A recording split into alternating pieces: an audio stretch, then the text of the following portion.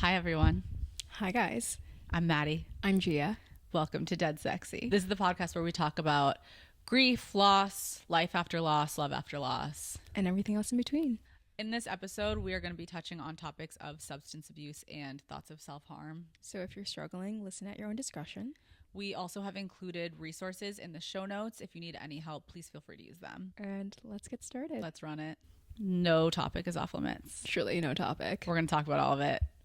Buckle up. We know that loss in all capacities can feel so like all consuming. At least that was my experience. So we want to make it feel just a little bit more palatable for anybody going through it, for anyone who has gone through it, no matter how recent, like maybe feel a little bit less daunting and a little less heavy and depressing, because the reality is we do have to try to continue our lives and be like as happy as we can, even when life is lifing. How we met, actually. Oh, yeah. Let's start there. Okay. Let's tell them how we met. So I moved to LA December 2019, a couple months before the pandemic, and we worked at Aloe Yoga up in the Palisades. Yep. And I met Maddie there, and I was only really there for I think 3 months, and then the pandemic hit, and we stayed friends, like on social media, and we would hang out like not that much, but like a couple times. But I still had so much love for you. I know.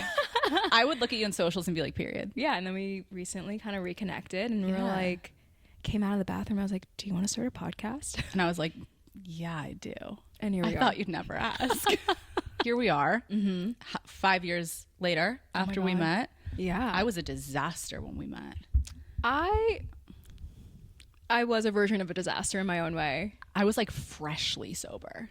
Oh my God, you were. When we met, I think I was like 3 months sober or something. Oh my God, yeah, I think so. I remember meeting you. You just like immediately was like, yeah, this happened. And I was like, my filter is like it's not actually there. It's okay. When I think about it. That's fine. We need that, especially out in LA. I feel like I realize after the fact a lot that I've said something that's like off-putting or uncomfortable, and then there's no taking it back. So it's just kind of become my personality, I guess. So I guess maybe let's get into like our lost stories. Okay, so I have a little bit of a weird story, but I lost my mom technically a week before I turned 18. She had a stroke, and that was that. She was in a vegetative state for like 2.5 years. I was about to enter my sophomore year of college. I graduated high school year early, so I started college. Of course you did. Of course you did. I just got my credits out of the way, and I was just too like, smart. God. Honestly, I don't know where all the brain cells are now, but thank you. We're rubbing our teeth together We're trying just to create this podcast. I don't even, the setup. Hours. You should have seen us, just two girls in Best Buy. We were figuring it out. We did figure it out. We did it. Anyways, I lost my mom basically then, but she didn't really pass away until my senior year of college, which was I think 2015 at the end of March. And then my dad called me in November, and he was like, hey kiddo, I have stage 4 esophagus cancer. And I thought he was joking, and I have a weird family relationship. We can get into that later, but I didn't see him. I saw him a week before he called me, and then I didn't see him until his funeral. So he kicked the bucket the same week my aunt did. So that was a sleigh. They were slain. Literally dead. I suppose. Sorry, guys. Sometimes it's like hard. There's no right or wrong way, because sometimes when you tell stories, they feel too serious, and then people like, it's like this whole thing, and then you try to make it lighter, but then you're like, does this feel disrespectful? But like, of course I can talk about it in like a serious way. Also, you get to decide how you talk about the losses you experienced. Like, nobody gets to tell you like, wow, that was really disrespectful. Like, you know your parents, you knew your parents, you know the relationship you had with them. Like, that's at your discretion. And sometimes dark humor like is the only way. Oh my God, me in my 20s, I was like riddled, especially up until I'd say 25, like dark humor. I'd be cracking jokes, and my friends would be like, that's actually funny, but I don't know if I should laugh. And I'm like, you can laugh. You're like, fine. that's the point. Yeah, like I'm really laughing through the pain. Yeah. So anyways, yeah, he passed in January 2016. So that was like less than a year after your mom passed. Yeah. And I was like, I turned 21 maybe like 6 or 7 months prior, because my birthday's in July. And Leo. Cancer. I was going to say you're not a Leo. I'm not. I mean, sometimes I have a little. I'm sure Leo. We all do. Yeah, but like, no, I'm very much so a Cancer. I'm a pain in the ass to myself. So yeah, that's kind of like the long story short. Had you experienced loss before this, or was it kind of like, was this your first sort of experience with loss like that? Oh yeah, no, it was like my first. Like my mom was my best friend and like my other half, but also she was like, we had a very complicated relationship as mothers and daughters do. Yeah. And like super tiger mom, like, and we were talking about it the other day and I was like, if my parents were still around, I don't know if I would be who I am today for numerous reasons, but I love who I am today. I will just say that. And you should. Truly. Thank you. You're incredible. I've done a lot of work. I'm not perfect. I've definitely been messy. I've had very, very messy years. But at the end of the day, like, I love this version of me. And I'm so excited to see, like, how I continue to grow in this lifetime, I suppose. Yeah. And I just don't know if I would have the same values and love myself the way that I do now if they were still around, because they were just kind of different people. Yeah. And so I had to, like, ask myself, do I agree with the values that they, you know, had or implemented in my life, or both, you know what I'm saying? And like, what actually fits, what doesn't fit, does this lifestyle like align with what I wanted or not? And like, just kind of sort through what was mine and what was theirs. And I think that's always kind of hard to ask yourself those questions, like, in general. I mean, that's a lot for that to be your first experience of loss, like that, like boom boom boom, that is like, yeah, 2 funerals in a week. I was and like, your parents too, it's not like it's grandparents or somebody a little more removed, like that's, yeah, suddenly you're like way more alone in the world than you were a year and a half ago. and I like have a really small family. Like I'm an only child, and well, I'm an only child for my mom, but my dad, I'm one of 8, so safe to say he was a bit of a slut. As men can be. I have 2 half brothers that are the same age, so he was laying it down, he knocked up 2 women around the same time. period. She didn't get one. Like when I lost my grandpa, I think maybe 3 years ago, it was like a very different kind of loss for me. And at that point I was already, I think, 27, maybe 28. And even just the way that I lost like my grandpa versus my dad and my mom, like I think the way that I needed to be there for those losses were the way that I needed to be there. But I think the hardest part going through some of this stuff was watching my grandparents go through it, because like my grandparents lost all their kids. It was I didn't even think about that aspect of it. It was my uncle, and then all of their kids. yeah, my uncle, my mom, and her sister. Oh Yeah. my gosh. So like my grandma, she's 90. She's still kicking. She's still God going to bless the her. office. She's an acupuncturist. Yes. She just got all her teeth pulled though, so that's a bit tough for her. Yeah, she's waiting for her dentures. Soup is our friend. Soup is our friend. And I feel guilty that I'm not closer, but that's a different conversation for a different time. Yeah. I feel like there's so many things we could feel guilty for, but like you are such a good person that like the relationship stands as it stands. I don't think there's anything wrong with that. It's like Asian family guilt. I don't know. You know, Okay. when like I feel like there are standards of like being there and taking care of the elderly, and like, I mean, it's like a whole cultural thing, Yeah. right? And I think other cultures have that kind of standard. It's like, you know, when your parents get older, your grandparents get older, you go back and you take care of them and like all of that stuff. And I think I'm so American in that way, where I'm like, yeah, I can live in California and you're in New York, and like I'll see you in 3 months. And it's Yeah. like, you know, it's definitely on me to make it back more and I could call her more for sure, but also like she's 90 and sometimes it is like a generational thing, but she's pretty cool overall. So yeah, pretty badass. She always says, if you don't have your health, like your mental health and your like physical health, then like you don't have, like none of it matters. She's always been like that, but I think now more so after going through all that loss. And I think stress is everything and perspective is everything. And I've seen my parents like go through their own struggles and things like that. And like life is really fleeting. And sometimes we get caught up in all of this like next career move or more money or like all of that. Not to say superficial. bullshit. It is the bullshit, but it's also necessary in some ways. But it's like having realistic goals at realistic times. Oh, fuck being realistic. Stay Delulu. No, I honestly kind of feel that way though. This is off topic, but I'm like, if you're not gonna be unrealistic in terms of your goals and dreams and aspirations, then no one else is gonna believe in that for you. That's so true. Yeah, you got to be your biggest cheerleader. Let's pivot to you, my dear. My fiance died very suddenly in September of 2023. Whoa. 4 months after we got engaged. So it just hit the 2-year mark. That's crazy. Yeah. Which, needless to say, just like totally turned my life upside down. I can't even imagine. Like, I think it's one thing when you lose like parents or grandparents because it's almost like the natural progression of life in a way. But then when you lose a sibling or like a partner, Can't imagine sibling loss. because it's like they're supposed to go through life with you. Yeah. No, Or it's a friend, true. yeah. There was definitely, I mean, it's so funny, right? Because you're like, oh my God, I can't imagine. But I hear what you've been through and I'm like, holy shit, I can't imagine. I feel like I didn't just lose my partner, but like in a lot of ways I lost not my future, because I still have a future, but like the future I thought I was going to have. You know what I mean? Like the one I felt like I had worked, because and like maybe we'll talk about this more, but like I went through the trenches, self-inflicted. I was a really bad drug addict for quite some time and had finally built the life that like I always wanted but never thought I'd have. And then in the span of 30 seconds, it was like gone. So it was like this kind of added component of feeling like I had just lost my future in a lot of ways. It wasn't just grieving of your part. I mean, I guess in all senses, when you go through loss, it is the loss of that person, but also like not having those moments with them going forward. So a future in a sense. Yeah. But a different kind of future, of course. Totally. Yeah. It's just very hard to put words to. I've given up like trying to sometimes put things into words as I say this really slowly.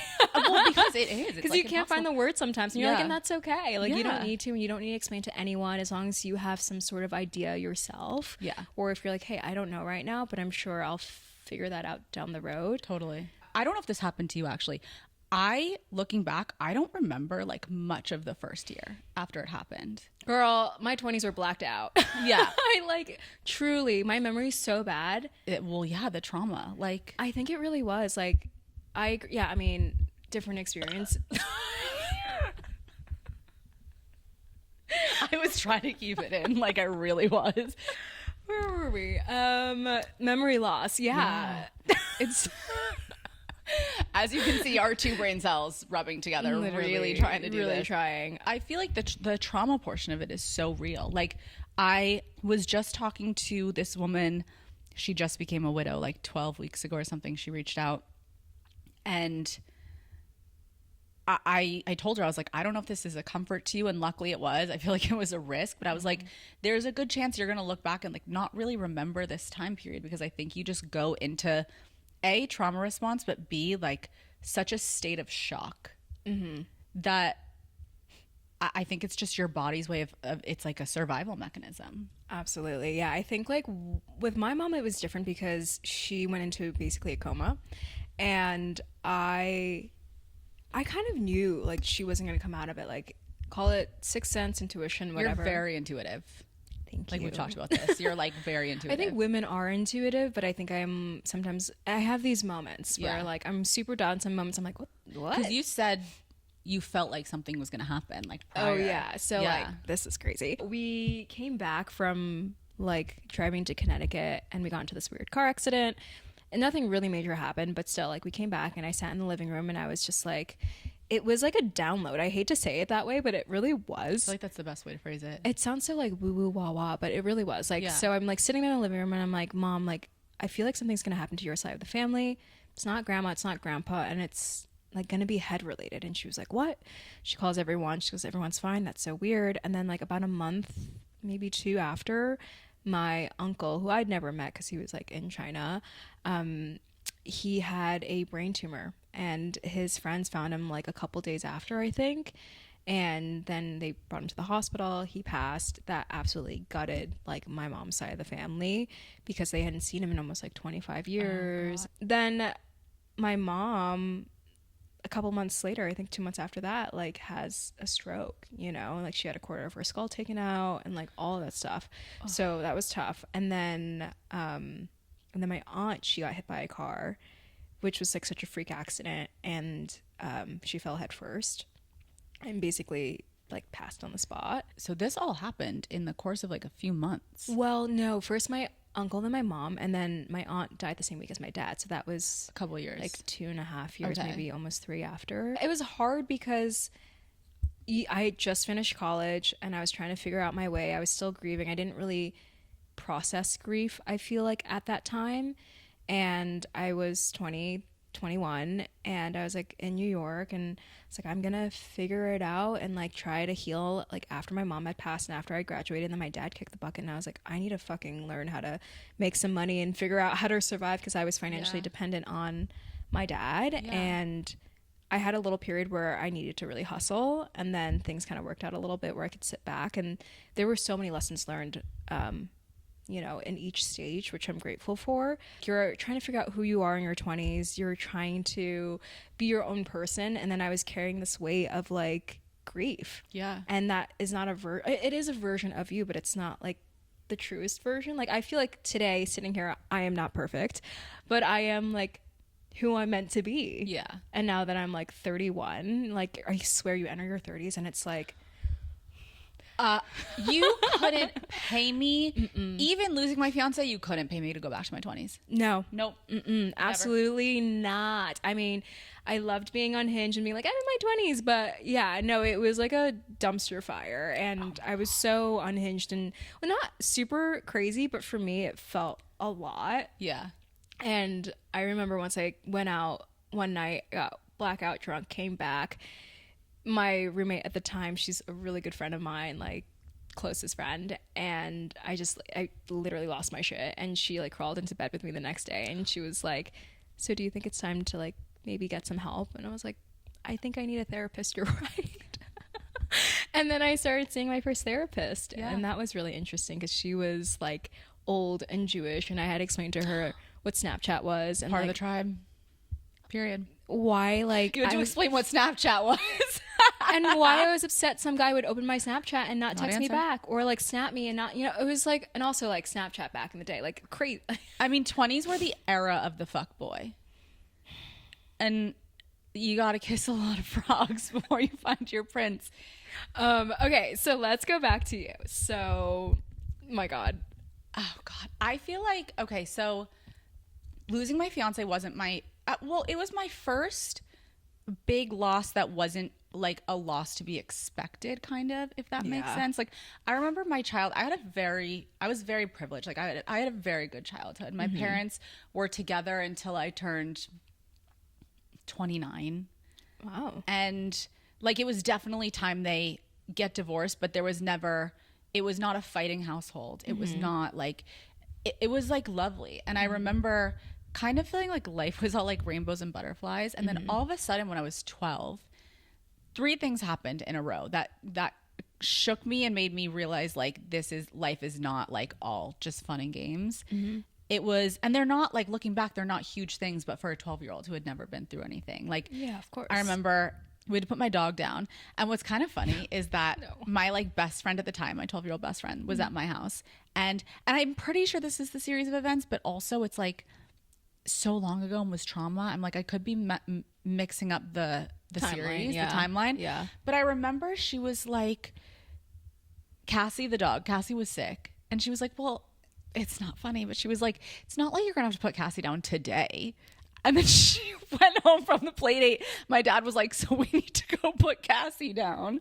Oh my God. And it's not funny, but I feel like that was kind of my introduction into thinking like the worst case scenario always happens, which I really sort of fucked myself with that, because it's still something that I struggle with, and thinking it's always going to be the worst case. And then I feel like I manifest that for myself a lot of the time because it's my expectation. Hard. It's like the chicken or the egg. Which one comes first? Like, are you manifesting, or it's just kind of like, or is it like life? Yeah. And so that happened, and I can't remember which happened first, but then my Nana, my dad's mom, Nana, and Bill was my dad's stepdad, but he was he was more like a grandparent. I'll never forget, every time he saw me, he would do like a finger, he would go like, it was like our little thing. I love that. And then I got woken up in what I felt like was the middle of the night. I'm sure it was probably closer to like 10, 11 p.m., but it felt like the middle of the night to me.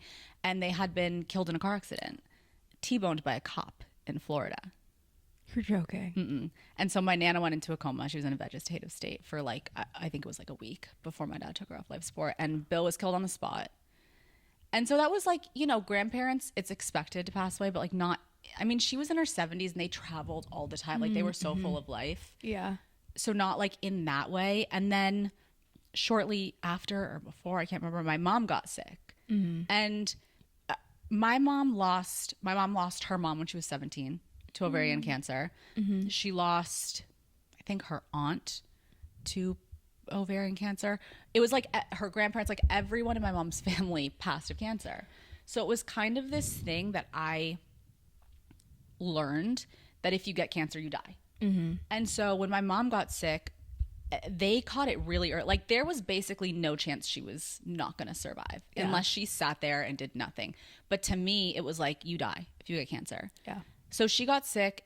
My 12-year-old self is like, oh my God, my mom's going to die. So it was like in this really short span, all of these things happened.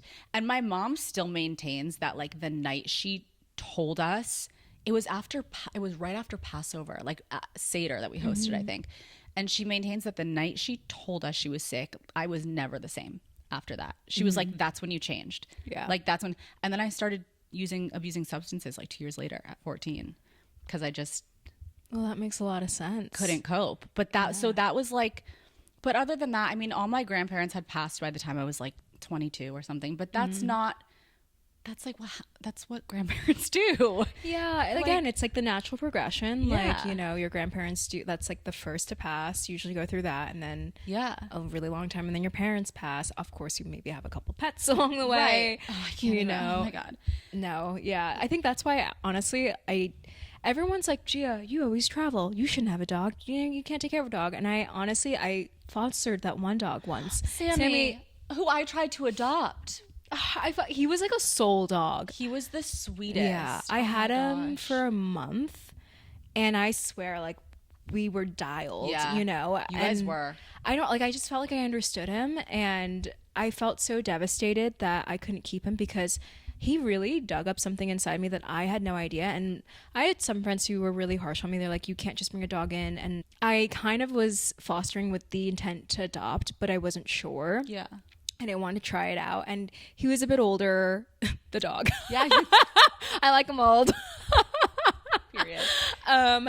And he would get car sick. So it's like, even if I wanted to take him like hiking, you know, it was a little bit of a tough thing. And so there was a little bit of that lifestyle thing that was slightly incompatible, but not the end of the world. But I think what really came up during that time was like unconditional love. And like when I lost my parents, there was a part of me, I think, that shut off in a weird way. And I hadn't been in a relationship. Like my ex and I broke up when I was 20. Mm-hmm. We were together for like 2 years. It was like, so you went through a breakup during that time too? Yeah. So between my mom passing, I think, so we broke up the start of my senior year, and then my mom passed during like towards the end of my senior year, right before graduation.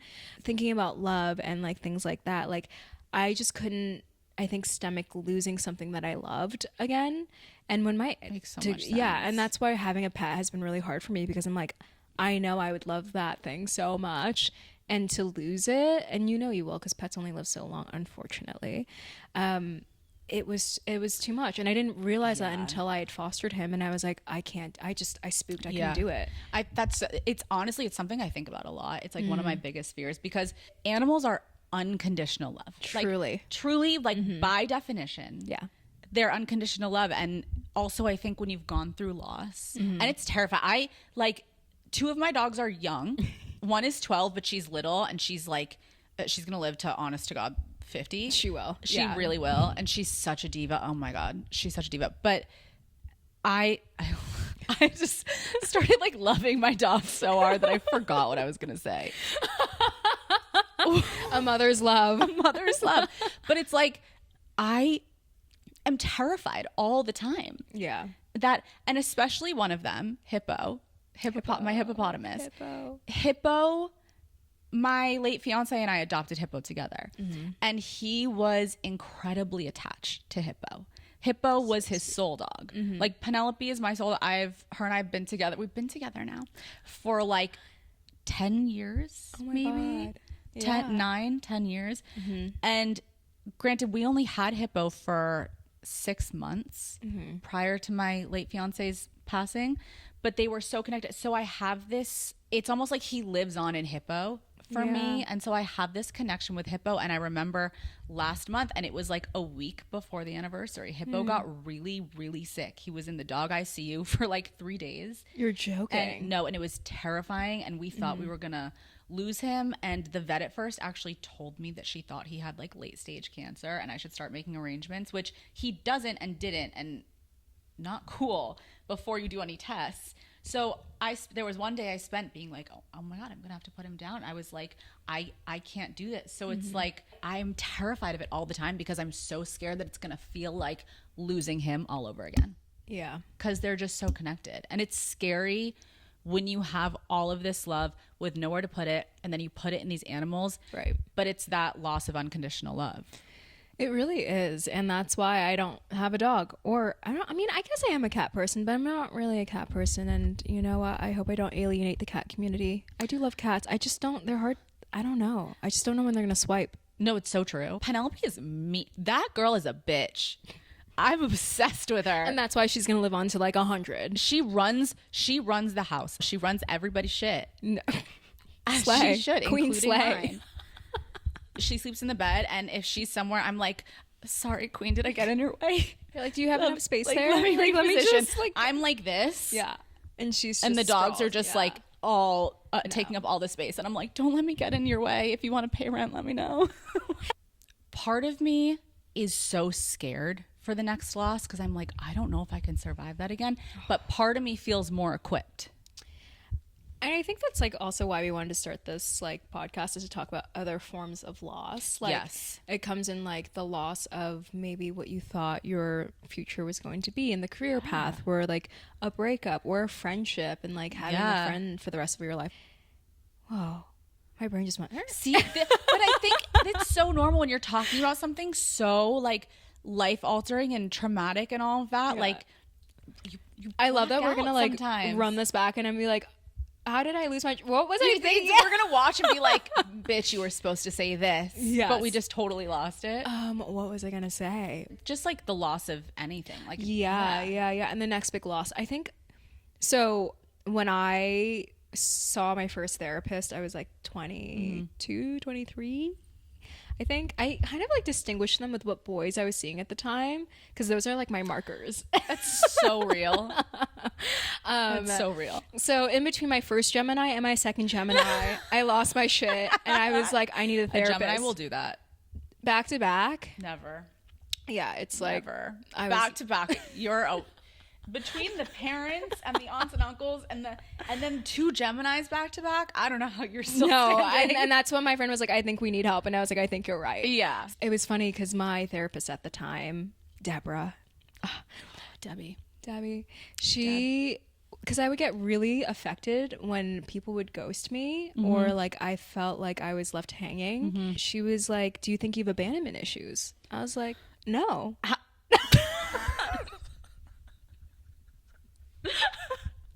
Sorry. What? No. You're like, couldn't search. No, I like it really. No, in the moment it was like unfathomable. Why would I? Yeah, I'm fine. I just like lost my parents, but like I'm fine. Clearly, I was not okay. No. Like I was like, no. And she was like breaking it down for me. And she was like, because I'm thinking like, do you think losing your parents could contribute to like your abandonment issues? And like, so when guys ghost you or like treat you as, or like kind of just disappear, it really affects you that much more. And I was like, what? Naturally. So I go back to, I'm living on the Upper West Side with my college roommate, and like from college, and our other really good friend. Both are like sisters to me, because at this point we're so deep in our friendship that like we're lifers. That's the best though. But I'm like, guys, like, you know what's crazy? Like, Deborah thinks I have abandonment issues. And they were like, oh, you didn't know? I was like, wait, what do you mean? They're like, oh, we thought you knew. And I was like, no. They're like, bitch, your parents died. But I like didn't, you know what I mean? Like, yeah. And that was like a really valuable moment in life where I was like, this is money well spent. Therapy, I get it.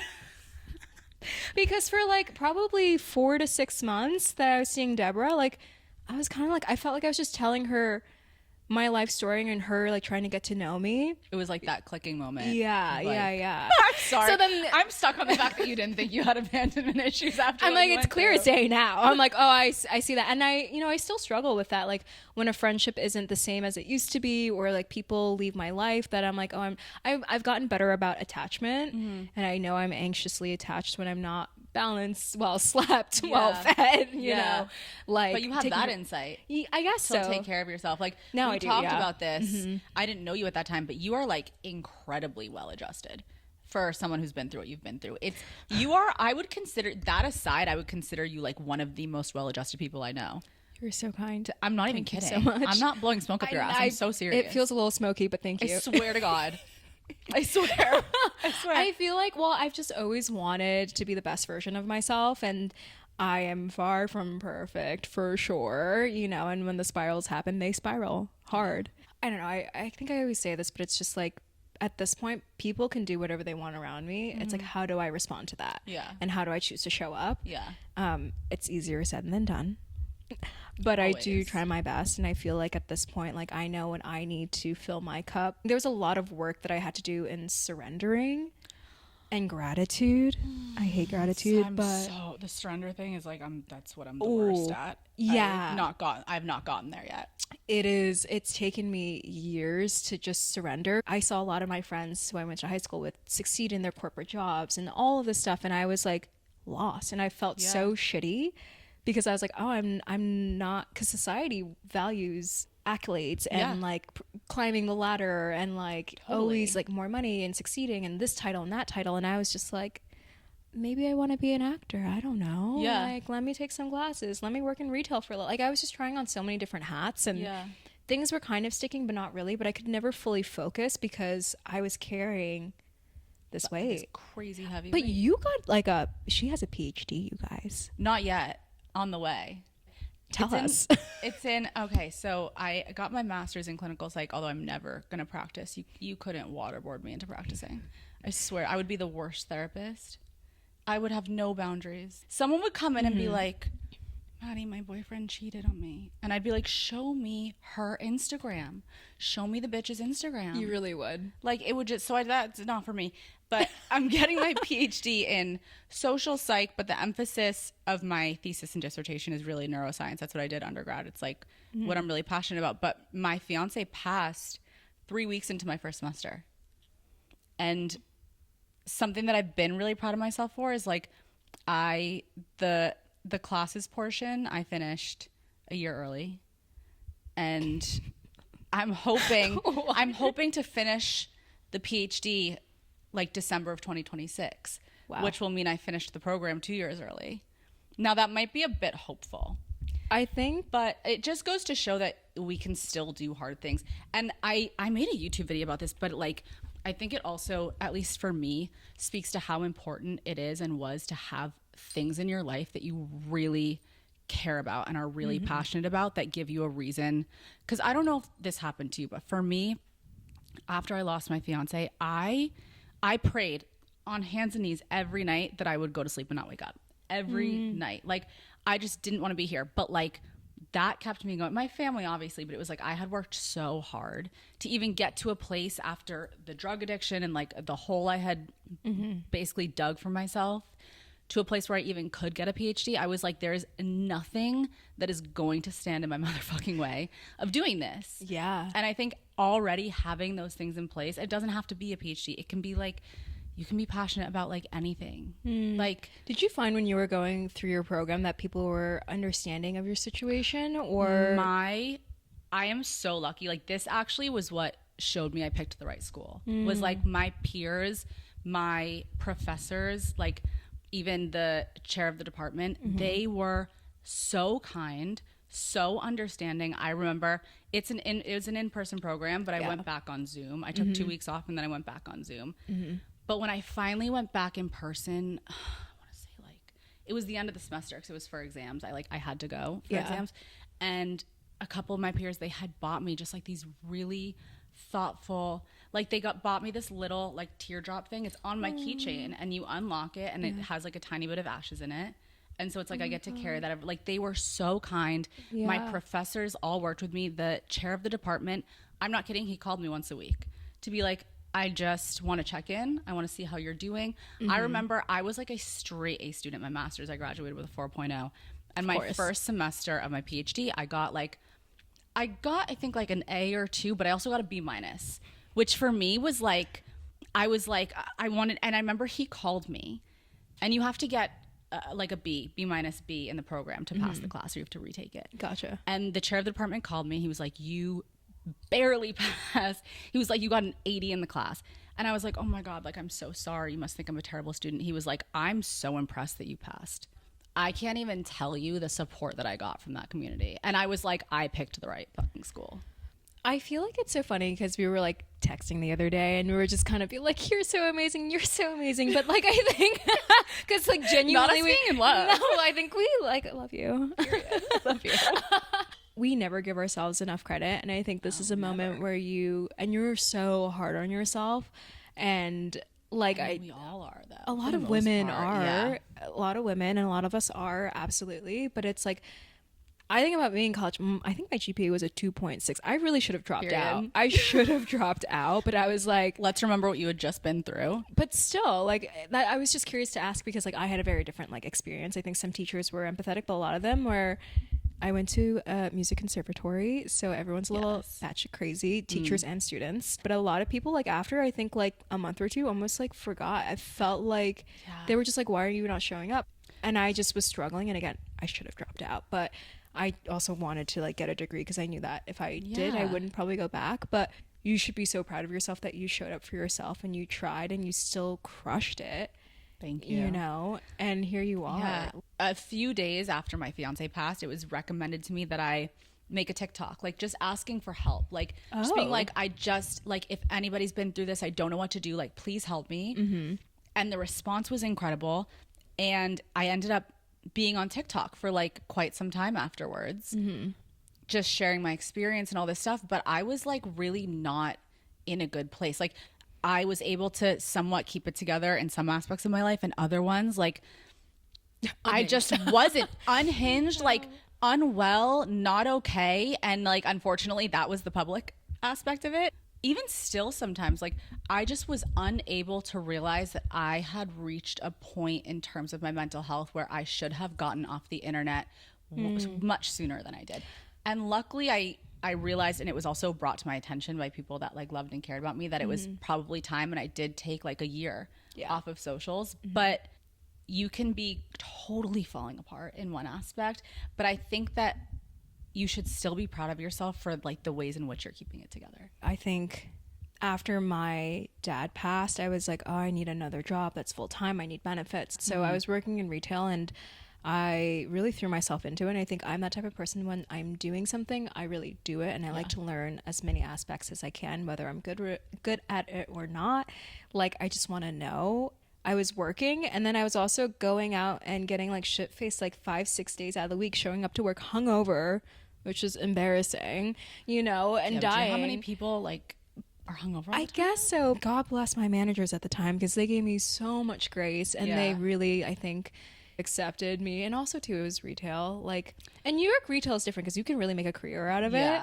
And I know some people who definitely have, but for me, like, I think it was just, I was testing it out. I was like, do I want to go into fashion? Do I want to continue down this path? I don't know. I don't even know who I am at the moment, to be honest. And too, I was like dating a bunch because I really wanted to find that person. And when my ex and I broke up, I remember saying to him, this is really messed up, but I was like, it was so devastating to me because he was also like my first kiss, my first love. Like, we were each other's first and everything, and it's a very special time. And I really appreciated our relationship and how he showed up for me during that time, because it was a lot. Like, I was a lot and all of that. And I remember saying to him, like, I feel like I'm losing my mom all over again. Because I think when I lost her, he came in and he kind of like plugged that hole until I think enough time, like the universe, God, whatever, was like, okay, like now enough time has passed and like you can do without this. And so I almost like re-grieved a second time, you know? So it's like first when she had a stroke, then when she actually passed, well, when we broke up, and then when she actually passed. And it was just like, you had like these three huge kind of like things back to back. And so yeah, anyways, I was like dating a bunch, trying to like find that same kind of love, but like I'll never have that version of love again, and that's perfectly fine. I'm not looking for that version of love. That was when it needed to be. Yeah. I was so grateful that I lived in New York full time from like 17 to 25. New York is a playground of distractions. Oh my God. There's always something to do. There's always some bar you can go to. There's always some friends who are willing to go out, and like there's such a large drinking culture there as well. Crazy. Yeah, and honestly, like I really don't drink as much as I used to. Like I think it happens like once a quarter that I might have like a crazy night out when I go to New York and hang out with my friends, and that's a beautiful moment. And then I'm like, okay, yeah, bye guys. Like I'm gonna go hibernate and sit on the couch. Like the best. See ya. Yeah. You know, and I also got a lot of my partying out. You look back and you're like, oh, I look back and I'm like, I'm mortified about a lot of it. I think a lot of the time we forget that like people are just trying to survive. What are you most proud of? Two things. One, I'm really proud of my PhD. And slay. Stop. Hot girls can be smart. We are Thank smart. you, Dr. Dugar. And number two is getting sober again. I'm proud of the fact that I got sober again, and I've stayed sober since then. I turned 4 years sober exactly 1 week after my fiance passed. Whoa. And I made it maybe 2 weeks, maybe 2 more weeks before I relapsed. Wow. And I publicly relapsed. I mean, I was on TikTok and I publicly relapsed. I didn't realize that. Oh, yeah. And I was out for like 6 months. Damn. And what's interesting about it happening publicly is it reinforces all of those reasons to hate yourself. I don't struggle with addiction, maybe a shopping addiction, which that's a real thing. No, that is a whole thing, because I was filling a void by buying things. 100%. And because I had like an access to things kind of earlier on and like some financial stability, like people didn't really like, they saw that, but also it's like they're like, how fabulous, like all this stuff, you know. And it's something that a lot of the time, unless you actually see, like you just get praise for, because people are like, oh my God, your outfit is so cool, like you look so I can't good, believe you have this bag. And you're like, like, oh my God, it's my shopping addiction. Yeah, it's like I have a bag when my mom died, and I have a bag when my dad died. That is not that bad. A bag? Well, no, I mean, I bought other things, but that's what I called. I literally walked in the store. I'm like, this is my mom just died bag, and this is my dad just died bag. I think we have really different versions of addiction. So I'm just trying to say, like, I don't know, like, I can't imagine addiction and having that thing, because it's wild. It's crazy. I mean, it almost took my life, but I also still kind of feel like that relapse saved my life, because I'm going to be honest, like for me, I don't know if I would have made it through otherwise. Like I did not want to be here. Like I was done. I was like, I don't care. But like, so I don't know if I would have honestly made it had that not happened. At the same time, again, like the flip side is like, I really hurt a lot of people. And I think it's interesting because your loss is a bit fresher than mine. Yeah. I was just turned 18 when it really happened, and I have to really sit and think, because it's been almost a little over like 10 years, give or take some years, whatever. I think there was probably a good 3 to 4 months where I was pretty bedridden. You know, I'm so thankful that I had people that checked in on me and was there, and like I went from living with my other half, my mom, my best friend, to like completely on my own. And my dad was kind of in the picture, but like, again, complicated family story we can discuss later. Yeah. But like, I was really going through it by myself. It's so dark and you feel so empty, and I was so angry, and I actually think I carried anger for a lot longer than I thought. And it's funny because my healing was in different stages too. Like, I think I went through a lot of it in New York, and then I came out to LA, and I was like, I think I need a change, but also it was more of a career move thing. At least that's what I told myself. So I came out to LA, pandemic hit, and I couldn't go out and distract myself anymore. None of us could. And I think a lot of people during that time, during COVID, struggled because a lot of people run from their shit. Oh yeah. I also had to leave New York to create some space between all the loss that I had experienced and to sit with myself. And I almost went through like the second true stage of my healing. Yeah. And I don't think it was until, and a lot of my stuff kind of came out with me in relationships. Like I had a weird, like, wow, you don't have abandonment issues? I don't have abandonment issues, you guys. You don't have abandonment issues? Oh yeah, because I have BPD. Do I have abandonment issues? I'm gonna feel abandoned when I walk out the door. We're laughing and we're joking and stuff, but like, I actually feel like it's really important to try to bring like levity to the situations and make them like less daunting and more digestible. I remember so vividly a few months after my fiance passed, I was with a friend of mine, and he's old. He's like 65, married and a kid. But I was like, yeah, like this is what happened. And he was like, yeah. And like, it wasn't in a belittling way at all. It was just something about his like nonchalant kind of response was actually so comforting to me because this had become my whole entire life. It can very easily become your personality. My personality, my whole life. It was everything I thought about, talked about, dreamt about, like everything. And I was like, I'm so like, no one's ever been through this. I'm so alone. And him responding that way, I was like, wait, this does actually happen. Like none of us are getting out of this life unscathed. I hate to say it. It was just so comforting. And so I think what I would love to bring to this is to help people feel that sense of it is going to be okay. Even if it feels like it won't, it will be. And like your life is so much bigger than what's happening. It really is. You have so many other things that you love and care about and like to fill you up, and they'll never fill that empty space. I mean, I've heard people say like it's that hole that just stays the same, but you grow around it, you and learn so to it live with feels it. smaller. Yeah. And to kind of piggyback off of what you're saying, like people kind of ask like how I've been strong through all of this. It's a choice. Yeah. Let me be very clear. It is a choice to choose to show up for yourself and for others, if not for myself, then for others. Because sometimes I can't show up for myself, but I'm like, I know that people love and care about me and they want me to be okay. So I'm going to pretend for a little bit. And sometimes that pretending gets you to the next spot. Us as humans, like we are so resilient. And I think I can speak for the both of us. Like we're fortunate in the lives, not in just like what we have or any of that stuff, but like the community of people that we have, the work that we've done on ourselves, the like goals and ambitions that we have set out. But like, there are people who are in way worse situations. Oh my God. They're doing the same exact thing.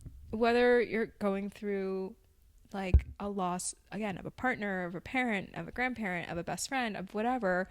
A job, a relationship. A job, like, yeah. Like this is not just for the grievers who have lost someone like in death. No, because it's all connected. We've decided that we want to end each episode with like a joy of the week. So something small that brought us joy this week. So you go first. Okay, I've been really into Merlin the pig on Instagram. Do you know? Okay, clearly you don't. Okay, so Merlin the pig is this pig, and I do eat meat, and I'm reconsidering my relationship. So, you know, but he is so smart. He's so smart, and he hits these buttons, and he's just a hoot. He makes me laugh every single time, especially when he hits the abuse button. He'll be like, abuse, abuse. You're going to fall down like a real rabbit hole. Oh, I can't wait. I'm not going to sleep tonight. It's going to be me and Merlin. What's your little joy of the week?